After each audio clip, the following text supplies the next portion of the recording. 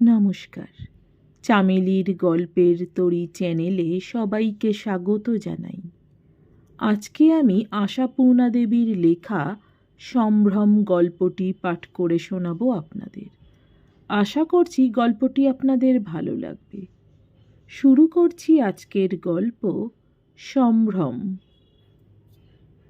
তোমাকে এত সর্দারি করতে কে বলেছিল শুনি?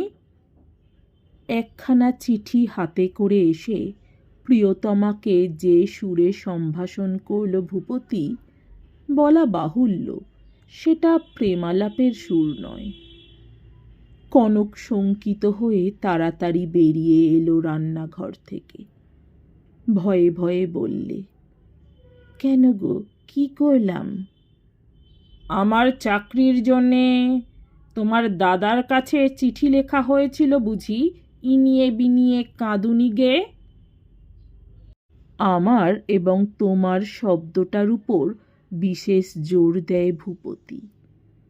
কনক মনে মনে চটল কিনা জানি না, বাইরে বেশ সহজভাবেই বলে, ও এই কথা? আমি বলি না জানি কি অপরাধ করে বসলাম। ইনিয়ে বিনিয়ে কাঁদুনি গে, ওসব আবার কি বিশ্রী কথা? এমনি কথার ছলে লিখেছিলাম। অত বড় একটা অফিসার মানুষ, ভালো মতো চাকরি বাকরি কি হাতে থাকে না? এক আধটা ছুঁড়ে মারলেই পারো এদিকে। বলায় দোষ হয়েছে নাকি? দোষ? পাগল! কত বড় উপকার করলে আমার কৃতার্থ হয়ে যাওয়া উচিত। কনক বেচারা চোখে অন্ধকার দেখে, ভয়ে এবং লজ্জাতেও। নিশ্চয়ই দাদা সাফ জবাব দিয়ে দিয়েছেন, আর পড়বিত পর সেই চিঠি কিনা ভূপতিরই হাতে। অথচ দাদাকেও খুব নিন্দা করা যায় না। ভূপতির চাকরি যাওয়ার পরে বেশ কয়েকবার অনুরোধ করেছে সুনীল ওর অফিসে যেতে। ভূপতির গোঁ, শালার আন্ডারে কাজ করতে পারবো না। আর কি করবে সুনীল? তারপর থেকে এই দীর্ঘ 8টি মাস কিভাবে চলেছে সে কনকই জানে। ঝিটাকে কনকই ছাড়িয়ে দিয়েছিল, গয়লা ছেড়ে গেছে নিজে থেকেই। প্রথমে ভেবেছিল ধোবার পাট উঠিয়ে দিলে কিছু বাঁচবে। এখন সাবান সোডাও কেনা দুষ্কর হয়ে উঠেছে। আস্তে আস্তে উঠে গেছে জলখাবার, উঠে গেছে চা। ভাতের উপকরণ সমূহ বিলীন হতে হতে কেবলমাত্র ডালে এসে ঠেকেছে। তাও তাকে গৌরব করে ডাল বলা হয়, তাই জল বললেই ভুল হতো না। নিজেদের জন্যে না হোক, ছেলে মেয়েদের মুখের দিকে চাইলে মাথা খুঁড়ে মরতে ইচ্ছে হয় কনকের। চেঁচিয়ে কাঁদবার জো নেই তাই। লোকলজ্জার বালাই না থাকলে বোধ করি সময়ে সময়ে ডাক ছেড়ে কাঁদত সে। অথচ কি নিরুপায়ে বন্দি জীবন। লেখাপড়া শেখেনি যে নিজেই উপার্জনের চেষ্টা করবে। মধ্যবিত্ত সংসারের মোটা ব্যবস্থার মধ্যে কেটেছে দিন। কৈশোর থেকে যৌবন, যৌবন থাকতেও প্রৌঢ়ত্ব। শিল্পকলার হাতও এমন কিছু উঁচু দরের হবার সুযোগ পায়নি যে সেদিক থেকে কিছু সুবিধা হবে। করবে কি? করবার সামর্থ্য যতটুকু ছিল তা তো প্রথম দিকেই করেছে। এখন এই শাঁখের শাঁখা আর প্লাস্টিকের চুড়ি দুগাছা ধুয়ে জল খেলেও তো পেট ভরবে না কারুর। দিন আর কাটে না, এক একটি দিন এক একটি বছর। হাত দিয়ে ঠেলে দেবার জিনিস নয়, প্রত্যেকটি ঘন্টা মিনিটকে সহ্য করতেই হচ্ছে। তবু স্কুল ফেরত ছেলেদের সন্ধ্যা হতেই ভাত দেবার প্রলোভন দেখিয়ে শুকনো মুখে বসিয়ে রাখা যদি বা সয়েছিল। মাইনে বাকি পড়ার অপরাধে তাদের স্কুল থেকে অপমানিত হয়ে ফেরত আসাটা অসহ্য হলো। মরিয়া হয়েই সেদিন দাদাকে চিঠি লিখেছিল কনক। ইনিয়ে বিনিয়ে কেঁদে কেটে না হোক, বেশ একটু মোলায়েম উপরোধের ভাষাতেই। ভূপতির সঙ্গে পরামর্শের সাহস হয়নি। কি উত্তর দেয় সুনীল কে জানে। সুরাহা হয় সময় বুঝে বলবে ভূপতিকে। এত দুরবস্থার পরও কি নরম হবে না ভূপতি? অন্তত কনকের কাছে চক্ষু লজ্জার খাতিরে, ছেলে মেয়েদের উপর কর্তব্যের দায়ে। এদিক থেকে একরকম নিশ্চিন্ত ছিল কনক। ভাবনা সুনীলের দিক থেকে। যদি বলে চাকরি তো কারুর পিত্তেসে বসে থাকবার জিনিস নয় কনক, গাছ থেকে পেরে আনবারও নয়। এখন কোথায় পাব? যখন বলেছিলাম তাই হলো শেষ পর্যন্ত। আর সেই চিঠি ভূপতিই খুলল। অনেক কষ্টে স্বাভাবিক ভাবটা বজায় রাখবার চেষ্টা করে কনক।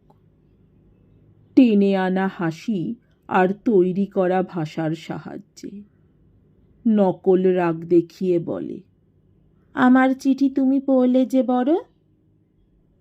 আগে না হুজুর, চিঠির অধিকারী এই অধমী। তোমার করুণাময় দাদা যে খবর দিয়েছেন আমাকে, বামুনের গরুর মতো একটি চাকরি নাকি তার হাতে আছে। খাটুনি কম, মাইনে বেশি। এখন শুধু আমি দয়া করে চেয়ারে গিয়ে বসলেই হয়। ভগবান, এখনো তবে আছো তুমি? মুখ রেখেছ কনকের? আনন্দে বোধ করি চোখে জলই আসত কনকের, যদি ভূপতির কথার সুরটা এতটাই বাঁকা না হতো।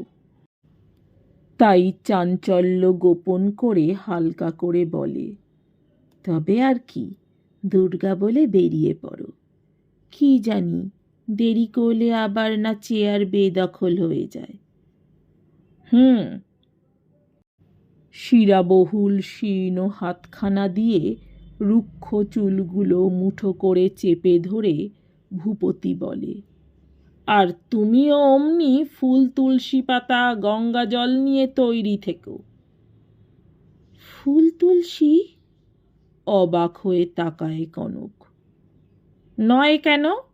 মনস্কামনা পূর্ণ হলে দেবতাকে সন্তুষ্ট করবার ওই তো রীতি।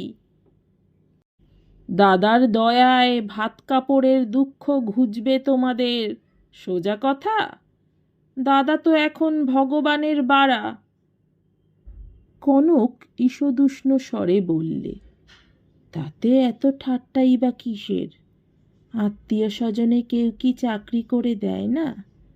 নাকি দিলে লোকে নেয় না? নেবে না কেন? নিশ্চয়ই নেয়। কিন্তু মনে রেখো, আত্মীয় স্বজন, কুটুম্বু নয়। এ তো কুটুম্বুর সেরা কুটুম্বু। উফ! কনক এবার আর রাগ চাপতে চেষ্টা করে না, তীক্ষ্ণ স্বরে বলে, তোমার কাছে কুটুম্বু কেন, রাস্তার লোকও হতে পারেন। কিন্তু এটাও মনে রেখো, আমার নিজের ভাই। তাহলে নয় চাকরিটা তুমিই করো। বিস্তিক্ত এই কথা কয়টি উচ্চারণ করে ফিরে যাচ্ছিল ভূপতি। ভীষণ মাথা ধরেছে তার, কথা কইতেও কষ্ট হচ্ছে। দিনের পর দিন বরং ভাত না খেয়ে থাকতে পারে সে, পারে না চা না খেয়ে থাকতে। অথচ পারতে হচ্ছে। শরীর যন্ত্র শোধ নিচ্ছে সেই বঞ্চনার। শুয়ে পড়তে যাচ্ছিল।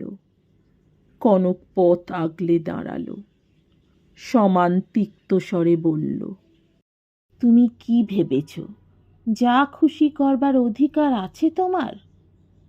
কিভাবে সংসার চলছে দেখতে পাচ্ছ না চোখে? ভূপতি তীব্র স্বরে উত্তর দেয়, কি করে আর পাবো? রাজভোগ খাচ্ছি, কিংখাপের গদিতে শুচ্ছি, টের পাওয়ার উপায় কোথা? রাজভক্ত সকলেই খাচ্ছে, চিৎকার করে ওঠে কনক। ছেলেদের মুখের দিকে ভালো করে তাকিয়ে দেখেছ কোনোদিন? আমি মেয়ে মানুষ, আমার ইচ্ছে করে পথে বেরিয়ে যা হোক কিছু উপায় করে আনি। আর পুরুষ মানুষ হয়ে লজ্জা করে না তোমার মাথা ধরার ছুতো করে পাশ বালিশ আঁকড়ে পড়ে থাকতে? শালার অধীনে চাকরি করব না, মান কত? এর পরে যে ওদেরই কাছে হাত পাততে হবে। তার আগে বরং পথে পথে ভিক্ষে করব বলে আবার একবার যাবার জন্যে পা বাড়ায় ভূপতি। কিন্তু কনক দেবে না যেতে। একটা কিছু হেস্তনেস্ত করে ছাড়বে আজ। প্রতি মুহূর্ত বিষ হয়ে উঠেছে তার। বিষ হয়ে উঠেছে ভূপতির মুখ। হ্যাঁ, নিশ্চয়ই তো। বললে খারাপ শোনায় তাই, কিন্তু মনের অগোচর তো কিছু নেই। ভূপতির মুখ দেখলেই যেন আজকাল হাড় পিত্তি জ্বলে যায় কনকের। কেন? কেন চারখানা হাত পা অটুট থাকতেও এমন নিশ্চেষ্ট হয়ে থাকবে ভূপতি? ভূপতির হিসেবে হয়তো নিশ্চেষ্ট নয়, কিন্তু কনক চায় আরও চেষ্টা করুক ভূপতি।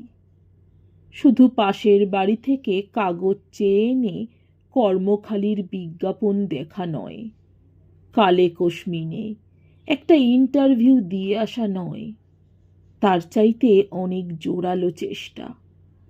রাস্তায় রাস্তায় ঘুরে, লোকের হাতে পায়ে ধরে, মুটেগিরি করে, রিক্সা গাড়ি টেনে, যেমন করে হোক ঘরে টাকা আনুক ভূপতি।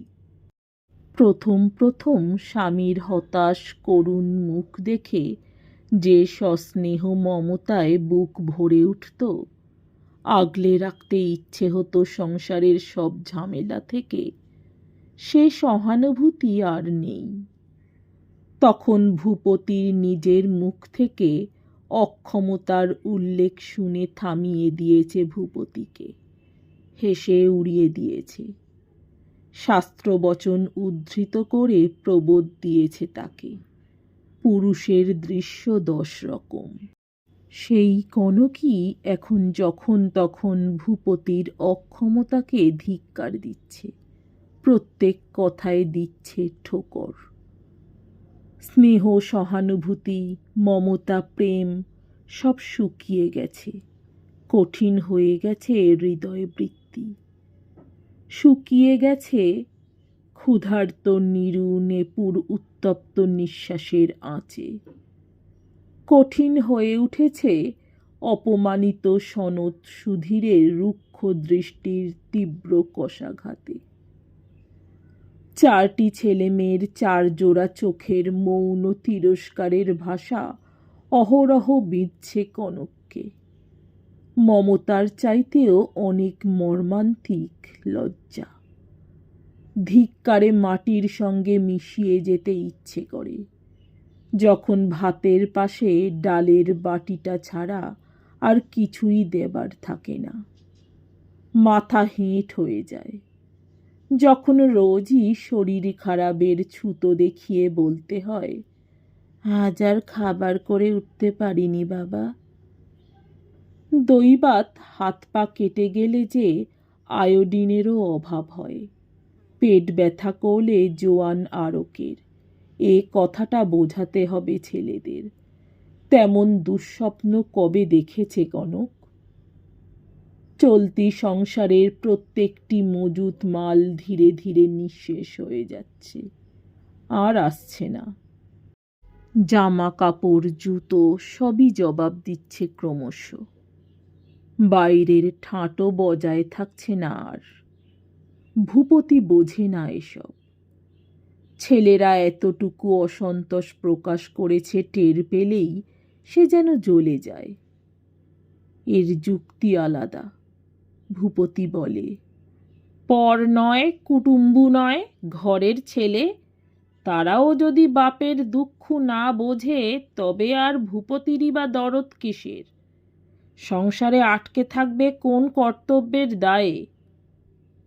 কনকের সঙ্গে ভূপতির যুক্তির মিল নেই, তাই ভূপতির কথায় যেন সর্বাঙ্গে জ্বালা ধরে যায় তার। কণ্ঠস্বরে যতটা তিক্ততা ঢালা সম্ভব ঢেলে কনক আরও চেঁচিয়ে ওঠে, ভিক্ষে করবে? তাতেও পৌরুষ বজায় থাকবে কেমন? যত অপমান দাদার আপিসে কাজ করতে, এ কি দাদার চাকরগিরি করা? পা টিপে দিতে হবে? দাদাকে তেল মাখাতে হবে? খুব তফাতও নয়। তাহলে চাকরি তুমি করবে না? না। কি উত্তর দেবে দাদার চিঠির? উত্তর দেব না, খুশি হয় তুমি দিও, আমি তো খোসামত করতে যাইনি। ঘৃণা আর রাগের সংমিশ্রণে কি ভয়ঙ্কর কুৎসিত হয়ে ওঠে কনকের মুখ। জানি জানি, দাদা বড় চাকরি করে, গাড়ি চড়ে বেড়ায়, সেই হিংসে মরে যাও তুমি। কিন্তু তুমিও জেনো, আর তোমার একতারে থাকবো না আমি। হয় দাদার কাছে চলে যাব, নয় লোকের বাড়ি ঝিগিরি করব। দেখি কিসে তোমার অহংকার বজায় থাকে। পরস্পরে যেন হিংস্র জানোয়ার হয়ে উঠেছে, একে অপরকে ছিন্ন ভিন্ন করতে পেলে ছাড়বে না। তা নয় তো অত রুক্ষ দৃষ্টি কেন ভূপতির চোখে? ভাষায় এত কর্কশতা? রোজগারের তো আরও পথ আছে, ঝিগিরি বা করতে যাবে কেন? কি বললে? কি বললে তুমি? না, বলিনি কিছু, তবে বৌদির খোসামত করে দাদার সংসারে পড়ে থাকতে পারলেও মন্দ নয়। ওদের ফেলা ছড়ার সংসারে পাতকুড়িয়েও পেটটা ভরে যাবে। বেশ বেশ, তাই করব। যদি না করি তো আমি। কঠিন আর কটু শপথটা নিতান্তই অনভ্যাসের বশে মুখে আটকে যায় কনকের। কণ্ঠস্বরটাই রুদ্ধ হয়ে আসে। সেই সকালবেলায় বেরিয়ে গেল ভূপতি। সারাদিনে আর দেখা নেই। আক্রোশে ফুলছে কনক। আর ভয়ঙ্কর সেই সময়ে নীরু হাঁফাতে হাঁফাতে এসে খবর দিল, মা মা, বড় মামা আসছেন। দাদা? সমস্ত পৃথিবীটা হঠাৎ যেন ধোঁয়া হয়ে গেল কনকের চোখে। কি জবাব দেবে সে? কি কৈফিয়ত? গায়ের জোরে তো পাঠাতে পারবে না ভূপতিকে, নিজেও সত্যি নেবে না চাকরিটা। তবে কি করবে? কি বলবে? ভূপতির অসুখের ছুতো দেখাবে? বলবে কি, তোমাকে লেখাই আমার ভুল হয়েছিল দাদা, ওর শরীরটা খুব খারাপ যাচ্ছে আজকাল, খাটতে পারবেন না। বিশ্বাস করবে সুনীল, যে মানুষ বাড়ি থেকে বেরিয়ে যেতে পারে তাকে অসুস্থ বলে বিলাসিতা করবার সময় কি এখন? চারিদিকের শ্রীহীন দৈন্যদশা চোখে পড়বে না তার?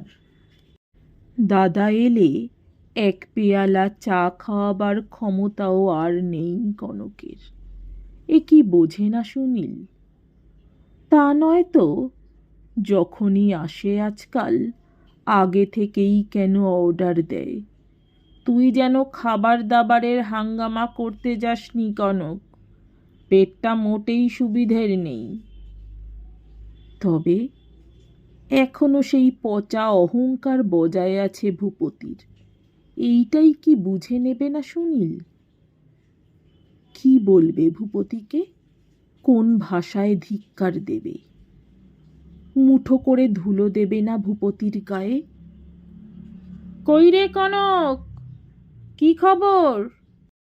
দাদার স্নেহস্নিগ্ধ গম্ভীর সম্ভাষণটা বুকের মধ্যে যেন হাতুড়ির ঘা মারল।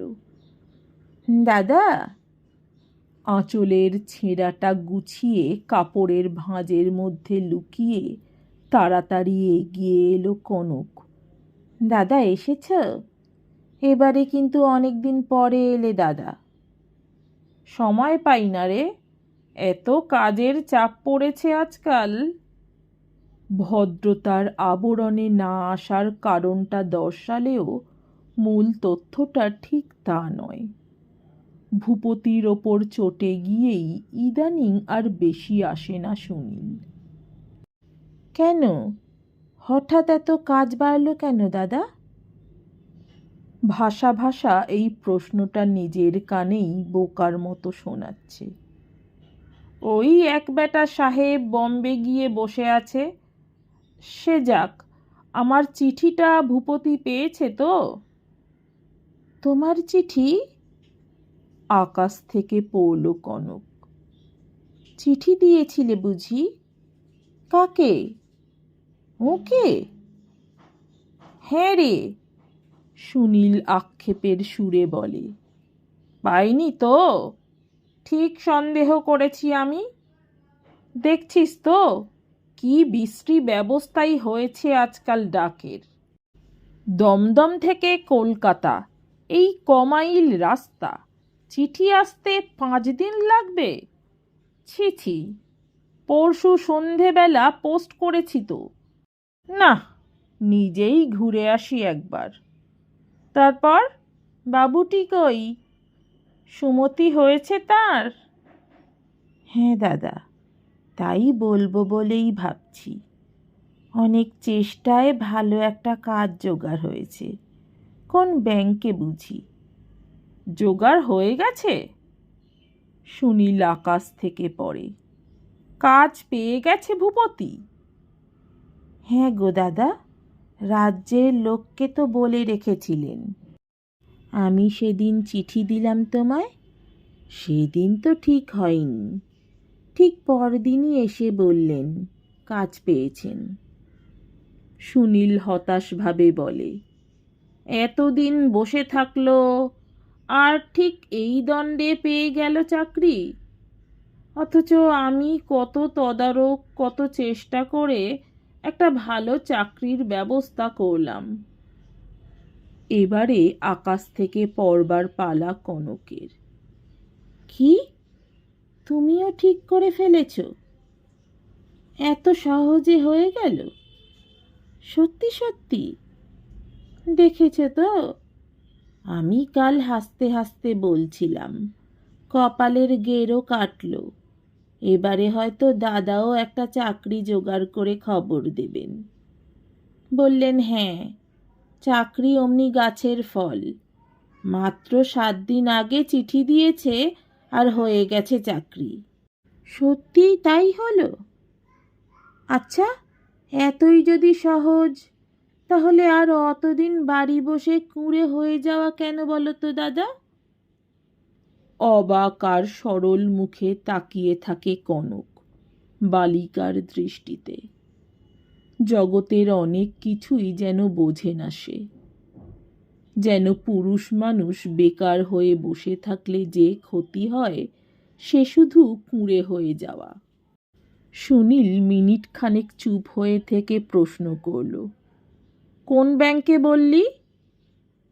তা তো জানি না দাদা, বললেন তো ব্যাংকে। ওর কোন বন্ধুর কাকা বুঝি সেখানের ক্যাশিয়ার, মাইনে ভালোই দেবে বলেছে। তোমারটা তাহলে কি হবে দাদা? একটু অপ্রস্তুতে পড়তে হবে আর কি। অনেক চেষ্টা করেছিলাম, কি জানি কি রকম কাজ পেল। এটা সত্যিই ভালো ছিল, উন্নতিরও আশা আছে। সত্যি দাদা, তোমারই তো মুশকিল হলো। তা আর কাউকে দিয়ে দিতে পারবে কি বলো? এদিকে আবার বন্ধুর কাকা। ও কি, এখুনি উঠছ যে বড়? তা হবে না, আজ একটু মিষ্টি মুখ না করে যেতে পারো না? যতই হোক, সুখবর দিলাম। ওরে সনত, সন্তু বাবা! ঘরের ভিতর গিয়ে চাপা উত্তেজিত স্বরে ছেলের কাছে আবেদন করে কনক। সনত, যা বাবা, ছুটে যা একবার, তোর মামার জন্যে 4টে মিষ্টি নিয়ে আয়। ছুটে যা, পয়সাটা পরে দিয়ে দেব। বলিস বলিস তাড়াতাড়ি চলে এসেছি। কি, ধারে আনতে হবে? আমাকে কাটলেও না। বলে জানলার দিকে মুখ ফিরিয়ে বসে সনত। মামা পাছে পড়াশোনার বিষয়ে প্রশ্ন করে বসেন। এই ভয়ে সামনেই বেরোয়নি সে এতক্ষণ। তাতে কি হয়েছে বাপু? দুর্বল আর ফ্যাকাশে লাগে কনকের গলার স্বর। তোদের সব বাড়াবাড়ি। পাড়ার দোকান থেকে হঠাৎ এমন ধারে কিছু আনে না লোকে? আনে, যাদের শোধবার ক্ষমতা আছে। মুখ না ফিরিয়েই উত্তর দেয় সনত। দোকানের ধার কি আমি ফেলে রাখতাম? আচ্ছা দেখি যদি কিছু। মানি লোকের ছেলে তোমরা। পিছনের দরজা দিয়ে ঘুরে ভাঁড়ার ঘরে এসে ঢোকে কনক। আছে, এখনো আছে 1টি টাকা। পৌষ সংক্রান্তির দিন বাউনি বেঁধেছিল 1টি টাকা দিয়ে। শূন্যদর চালের জালার মধ্যে আজও পড়ে আছে খড় বাঁধা আর সিঁদুর মাখা সেই টাকাটা। অভাব রাক্ষসীর লোলুপ হাত আজও এসে হানা দেয়নি সেখানে, দিতে সাহস করেনি। কনকের হাত পৌঁছবে সাবেককালের প্রকাণ্ড সেই জ্বালাটার ভিতরে? কিন্তু না পৌঁছলে উপায় কি? বাইরের দালানে দাদা বসে। বরের চাকরি হয়েছে বলে কনক তাকে সন্দেশ খাওয়াবার আশ্বাস দিয়ে এসেছে। টাকার সিঁদুরটুকু মুছতে মুছতে ক্ষয়ে ফুটো হয়ে যায় জীর্ণ আঁচলটা। তবু সন্দেহ হয়, লুপ্ত হয়েছে তো নিরুপায়তার চরম চিহ্ন, সেই সিঁদুরের দাগটা। দোকানি আর বুঝতে পারবে না নিশ্চয়ই। সনত সনত যেন না বোঝে। লক্ষ্মীর টাকায় সন্দেশ এনে মামাকে খাওয়ানোর সপক্ষে অবশ্যই কোনো যুক্তি নেই তার মনে। কিন্তু যুক্তি কি কনকের মনেই আছে? আগুনের হাত থেকে আত্মরক্ষা করতে জলে ঝাঁপিয়ে পড়ে মানুষ কিসের যুক্তিতে? তখন কি প্রশ্ন আসে সাঁতার জানা না জানার? ভয় থাকে ডুবে যাবার? নমস্কার, আমার গল্প পাঠ ভালো লাগলে, আরও এমন সুন্দর গল্প শুনতে চাইলে অবশ্যই আমার চ্যানেলটি সাবস্ক্রাইব করে দেবেন। লাইক, কমেন্ট, শেয়ার করতে ভুলবেন না। অনেক ধন্যবাদ।